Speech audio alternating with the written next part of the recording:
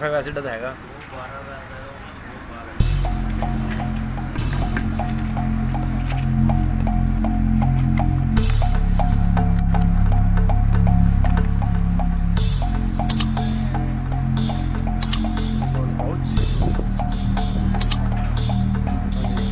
ਲੋਹੇ ਵਾਲਾ ਪਾਉ ਦੇਣਾ।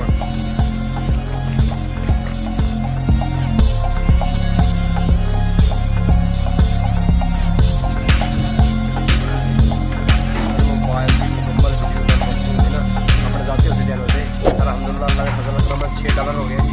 दुआ करो जो $60 हो गया तो मतलब खुशी का इजहार कुछ हो होगा। मेहनत कर रहे हैं और सब चीज़ पा रहे हैं, टेंशन नहीं आएगी।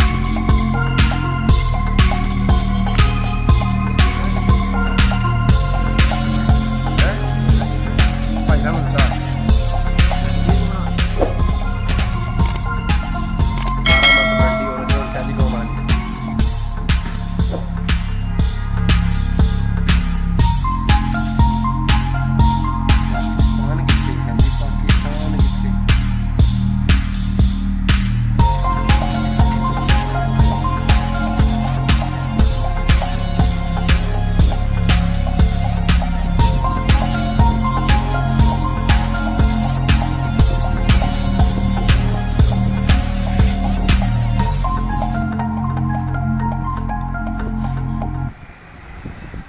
$12,500 ਦੇ ਉੱਤੇ ਬੈਟਰੀ ਮੰਗਾ ਦਿੰਦੇ ਪਏ ਨੇ।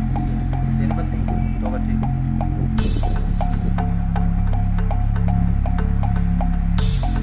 ਵਰਜਨ ਰਾਈਡਸ ਦੇ ਰਹੇ ਨੇ।